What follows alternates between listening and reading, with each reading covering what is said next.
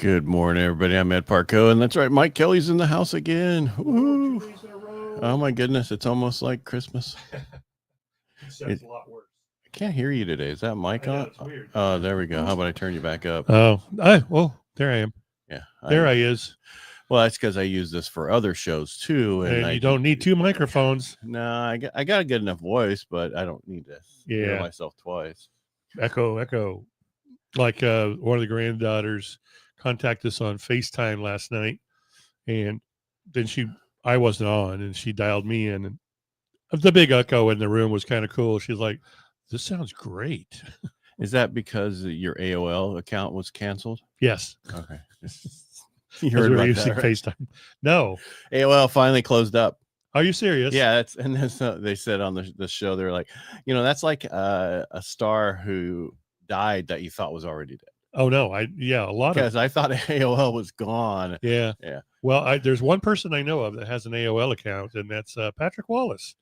Well, that just means the email's gone too. Yeah, or something like that. What's he gonna do? I'm gonna have to get a new email after all this time. He'll just use his CVAR email. He'll just retire.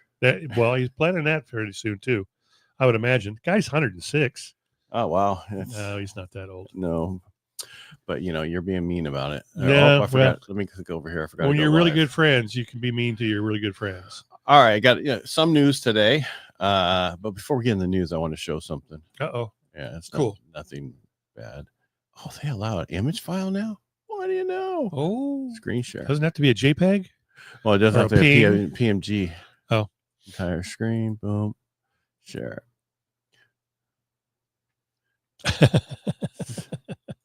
What does it say there? Grumpy old men of business. They've seen it all. They're not impressed. Blah, blah. Aces 53 original short. All right. So there's this thing called Showrunner out there that just started, Showrunner AI. Okay. You can create your own series. Oh. So Brian and I do Aces 53, which has to do with, becoming the authority in your industry. Right. And so I decided why not? So this week was create the poster and your backstory. And that's what I did. So I'm going to upload it. And then each week we'll be creating the different series.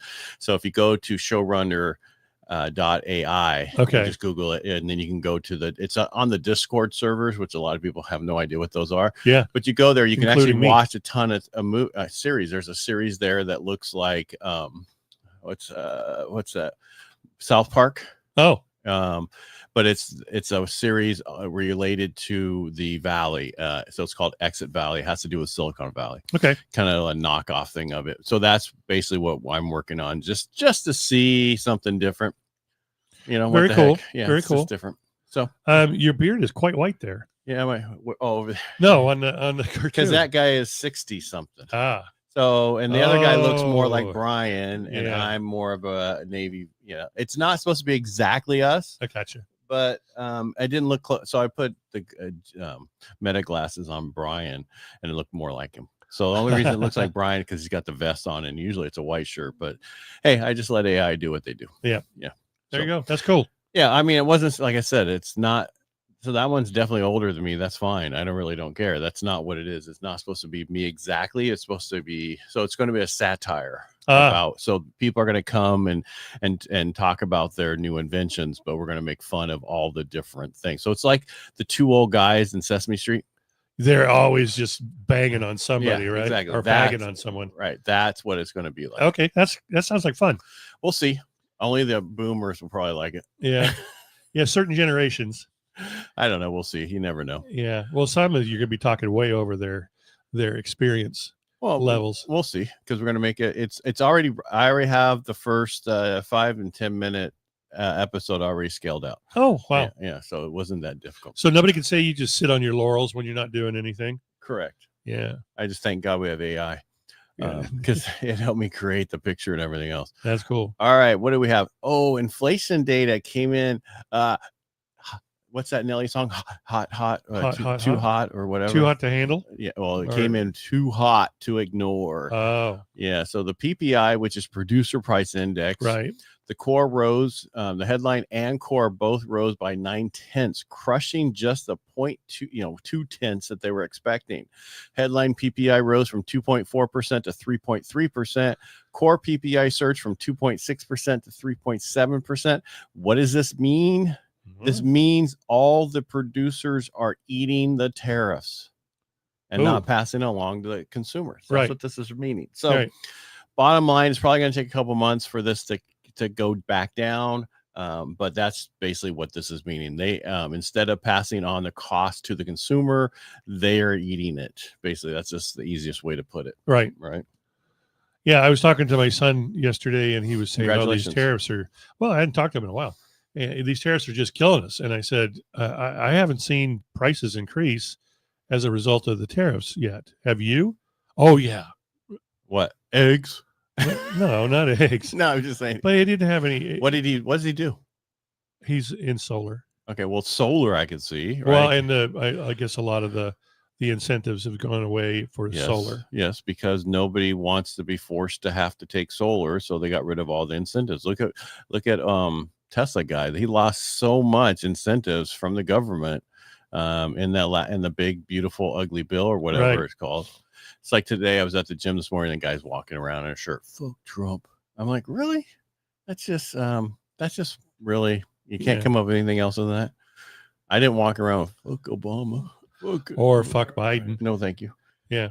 It's like, come on, people. Really get to know. We're all in the middle. They're just the fringes on the outside. So let's just get along and we just move on. Let's get everything better. That's all I care about.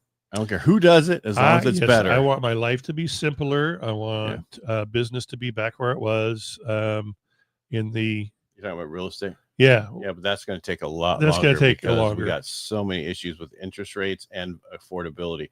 All right, so the Dow's down about 164 today because of the CPI or PPI. I'm sorry. PPI. The rates are getting hit with a little bit. Rates worse by 9 basis points, not much. The 10-year sitting at 4.28, which is about 5 basis points. The lower this week was 4.20. So it's not doing majorly. We're not back up to 4.41 or 4.5.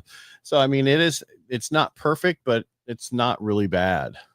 It'll be interesting to see how things go after September, during September. All right. So, well, here's what happens. Like Fed flip-flop. Goolsbee, this is Austin Goolsbee, which is a Fed president, and was on CNBC yesterday, and they were sounding more hawkish versus dove. Dove means we're not going to do anything hawkish, right? Now says the labor market is cooling, citing the 4.2% unemployment rate, a figure just shy of 4.3. Arguably is misleading. There's a catch. The household survey shows there's 260,000 job losses in July and 863,000 job losses over the last 3 months. The low unemployment rate is holding up mainly due to fewer people in the labor force in general. So long story short, no one really knows what's going to happen with. So they're saying, despite the hot PPI that just came out, markets are still pricing in nearly 100% odds that there's one September rate cut. There's still a few people on the Fed that's chiming. They want at least a 25% reduction, but they're not open to the 50 basis points cut. Okay. So we don't know. We're not in charge. We just regurgitate what just take it. What's been given us. Well, here's the other problem. You got initial jobless claims that came out today, and it dropped 3,000 to 224,000, which is a lower level than we've had in a while. Continuing claims, which is what people get on once they get off, they never get off. Well, 15,000 of them fell off. Oh, so it went to 1.95 million. This marks the 12th straight week above 1.9 million. The question of those 15,000 is how long were they on? Were they forced to go off? Right. Yeah. Did they run out? Right. So I wish they would have this, how many people stay on and how many people fell off because they ran out of their actual benefit. That's what I would want to know. Yeah, I got you. But the real takeaway is employers are still hesitant to let go workers. But if you're laid off, finding a new job is taking forever and a day. Forever and 1 month. Yep. Yeah. Craziness.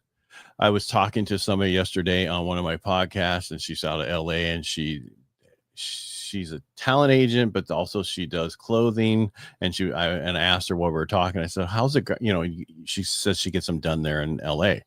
And then that's would probably be the garment district. And I said, how's it the garment district? She goes, decimated by ICE. I'm like, well, did you complain? I didn't say this. I'm thinking, did you complain when Obama did it? Yeah. Because he was the deporter in chief compared to Trump's hardly got anybody. Most of these people are self-deporting. They want to come back. Yeah. Mortgage delinquency is spiking. What? Mortgage delinquencies are spiking? Yeah. ICE data, no, this is not the same ICE. ICE data shows a sharp percentage increase in delinquencies for June, the largest jump since COVID, and the top 10 in 25 years. They're thinking one of the biggest things is because there's so many people behind on their student loans and if they don't start taking care of those, they're going to start hitting. What's that thing where they attack your paycheck? Garnish your wages. There's the word I was looking for. So they stopped paying on their mortgage? No, on their student loan. They haven't been paying on those. Right. And now that they have to, now they're tighter, and then they're having issues with mortgages and everything else. Yeah. And then we talked about, I think yesterday, about 46 to 50% of total millennials and everybody needs to refinance to better themselves. Because of their situation to make their payment lower. Yeah. I mean, and right now, and if you're just on a rate and term refinance, you can get in probably if you have a really good FICO score, good LTV, high sixes, middle fives. Oh, okay. Yeah. Or higher fives, because there are a couple companies who are offering, like 90 basis points, like get these people in now. Let's not wait till it actually lowers. Let's get it done now. Like UWM's doing that right now. So UWM only works with brokers like Gotcha. Or other brokers like you. Not necessarily look like me, but yeah. They look like you, they talk like you, they walk like you. No. I walk weird. What did I have? I had remember how we were talking about what for agents yesterday we're giving them thing? Well, here I came up with another one. 15 real estate side hustles. Okay. First thing I thought are they side hustles or are they just another job? Well, that's what a side hustle is. But here's my problem. It's like, they creating it, more. Why don't you do more marketing in your business to get more business? But anyway, if you want to do side hustle, showing assistant. Does that mean that you get paid for this? I don't think so. Oh, no. Real estate runner. It means if you have a good conversation with whoever you're the showing assistance for, you might get a 25% referral fee of the commission. Right. Well, that's what these are 15 side hustles, right? Showing assistant, real estate runner. Transaction real estate runner? Completes errands and like dropping off like an assistant, I would say. Really dropping off lock boxes, staging supplies, letting in inspectors, no license required. Transaction coordinator, administrative assistant, social media manager, inbound, outbound, sales agent, property. I'm going off of what they put. Property manager, leasing agent. Oh, here's the best one. Bartender. Well, you know what? If you were a good bartender before and you go back, at least you're going to get some good tips, and you're a good bartender now. Why are you doing this? Oh, I just don't get out much, so I want to talk to people, and that's why I do bartending. Kind of like what you do. Yeah. I sitting at bartending. Yeah, a stager. That's somebody who stages the house. Yeah. Home organizer. You help clients declutter their homes before listing. That's usually like that's needed. I know. Broker price opinion, PPOs. I did those back in 2008 through whatever, and it helped me figure out how to price homes, not to sell them, but when I'm looking for the refinance and stuff to see where, and look at appraisals to see where the numbers are and how far off people are. When foreclosures were hot, there were a couple agents in my office that's what they were doing to stay afloat. Mm-hmm. And they were doing 10 to 12 PPOs a week. Yeah. Sometimes you didn't have to leave the office. Yep. That's true. Yeah. Here's one. It's like, okay, but you're a real estate agent. SAT and high school tutor. What? Yeah. SAT. Okay. Right. That's a test that you have to take. I know it's been so long ago to get in college, to get to the college that you're supposed to. Right. You take the SAT. You can tutor them on that, or a high school tutor. I'm thinking, but these people are in real estate. Do they really? Yeah. Meaning that, okay, well, maybe they're not. That seems like a grab. Yeah. Well, it is. Next one is Uber, Lyft driver. Oh. Especially in Modesto. I'm sure you make a lot of money. Another one, bird dog for investors. I think all agents do that, right? Yeah. That's part of our job. Locate distressed properties for flippers and wholesalers. Yep. Yeah. They should be doing it for themselves. I just thought there was another thing about 15 things agents can do. I would say the number one thing you could do, Do more marketing for yourself. Well, yeah. I mean, because all these things is focusing away from your business. Energy is away from the business. Yes. There was an agent in Manteca. Go do multi-level marketing. Who works for our office. And he posted the other day, he says, I was working late. I was in the office working late. And I was hungry. So I ordered some Uber Eats to go, And guy walks in with his food and he's wearing a real estate badge. Well, you're just trying to stay, afloat. Yeah. I get it. There's nothing wrong with it. But okay, so you got the realtor staying late, working in his office, right? Working on his business, marketing. That's what I'm saying. Stuff. Stop and the other doing guy the side doing hustles. Something else that has nothing to do with real estate. If you're doing the side hustle, it should be training other agents how to do what you do. If you do it well, do stuff like that. That's how you can make more money. Do courses, stuff like that. All right. So now there's the last thing about age. I just thought I'd throw this in. There's a whole thing about how brokers are protecting commissions today. Did you hear about this? How? No. Well, so if you haven't go to an attorney and they charge you something, right. It's a 30% contingency fee, right? They're not saying it's a commission. Right. So they're telling you to change it from commission to professional fee, just how differently looking at it and rewording it so it looks differently for people. You could say the selling agent is not paying the professional fee for the transaction for us. Gotcha. You know what I mean? It looks at differently than helping agents write their own value story. You got to make sure that when, you could have a bio, you can have a bunch of stuff when you're talking to people you could leave behind about what you do and everything else. And this is what you should be doing for any listings that you go, if you ever have competition, right? You could do a whole bio on a bunch of sheets and have a listing sheet about what you've done and everything else. It's kind of like it's kind of like a one sheet that we have for podcasting and speaking. Right. Well, and with AI so prevalent right now, that's got to be so much easier than it used to be. Well, the thing about, if you're not, and here's another thing, teaching AI to people. Well, here's the thing about 5, right? The ChatGPT 5, it goes all the way back and connects all your chats. Meaning that if you, it remembers everything about you've ever done in those chats. Plus, whatever you do in there goes out to the internet. I had a guy that I've known for like 5 years. I hadn't been on his podcast in 5 years. He goes, man, I researched you and you're everywhere. Chat knows you about everything. I'm like, yeah, I know, because I use it daily. Yeah. And multiple times daily. So the other thing is make sure you work on turning objections into conversations, all the stuff that we do as salespeople. Yeah. Yeah. And what was the thing the other day? I was on it with another podcast, and the guy, so that's the other thing you do podcasting.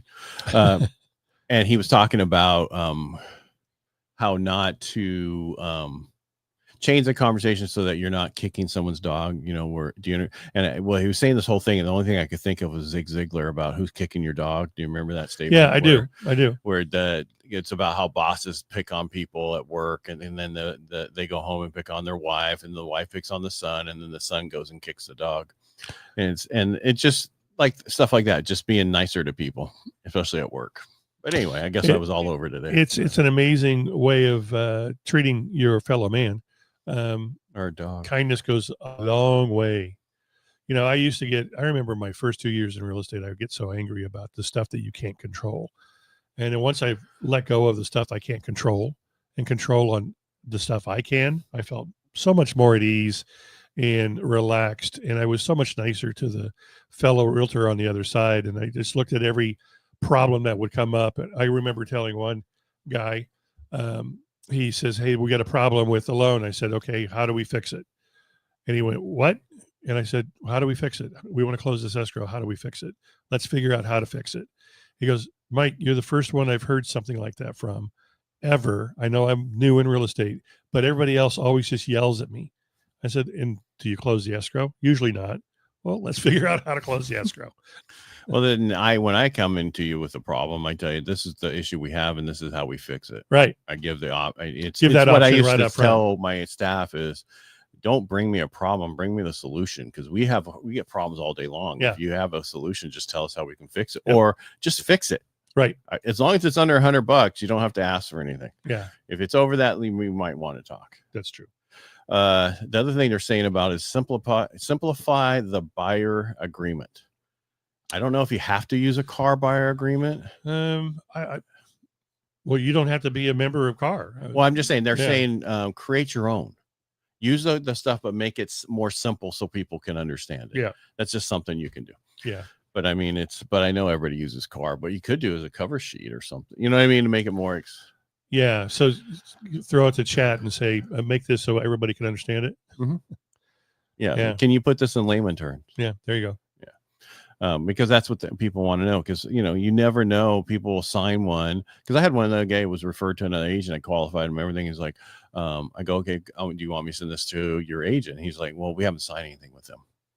Okay. Wow. Yeah. Yeah. I don't know. Every agent does it differently. I'm a little more, how you say, trusting. If I show you property and show you property and show you property, they didn't see property yet. They were trying to figure out what they're going to. They looked at something, but they weren't really looking yet. Okay. Yeah. You know what I mean? They wanted to get ready because they're going to move from one place to another place, but they weren't ready. And then I qualify them. And I'm like, and then when I do my full underwriting, I need an address. Right. So I look where they're going to move, and I grab the kind of a property price point, and I'm like, boom, it was a brand new listing. Drop. I go, did you see this listing over here? And they're like, oh my God, that's the right. That's what we want. But it's too soon. We're not ready. Oh darn. Yeah. And then the wife's like, that's too expensive. I want to do a, fixer upper. Oh yeah, sure you do. So you can spend twice as much money. That's what I try to explain to him. I said, I get so many people asking me about VA renos, FHA renos, 203Ks, all those things. And I always tell them we can do them and go through the stuff. And then I also go, okay, it's going to cost you like 150 grand to do this. Why don't you go see what a place looks like that's $100,000 more? Because that 150 is going on to your loan amount. And so they're going to be 150. So go see what $100,000 difference in that price point is already done and see what it might be turnkey. And most of the time they are. Yeah. You might have to do one or two things, but not 150 grand, because we redid our house here, and it's expensive. Well, unless you do the work yourself, and you probably won't file for divorce as a result. Why? When a husband and wife are doing remodel work. Oh no, that's building. That's building a house, but also major remodels too. I can't remember how many people I've heard that. Yeah, we started our remodel, and now we're filing for divorce. So, wow. Yeah. That's in that more with the construction loans. Yeah, true. Just because, and that the question really is, if you're going to do that if you're going to build a house, you need to, before you start, you both need to sit down and say, okay, what do you want to control and what do I want to control? I was lucky with the house we were building that we got stopped. Yeah. The only thing I got to have control of was the fact that I was like, why are we doing an L island instead of just an island? Because if it's an L, I have to walk all the way across from this hallway to the other side to get around. What the L? And I was like, they were like, oh, let's fix that. Okay, well, I got one thing out of this. Yeah, so it's turned into an I island, right? Turned into a regular, yeah. Anyway. Awesome. All right, that's all I have. We went a little long today. Sorry. We talked about some cool stuff, though. All right, everybody, make it a great day. We'll be back tomorrow, and we really appreciate you. Thanks for being here, Mike. Thanks you, for everybody. having me. All right, make it a great day, and we'll talk to you tomorrow. Bye, kids.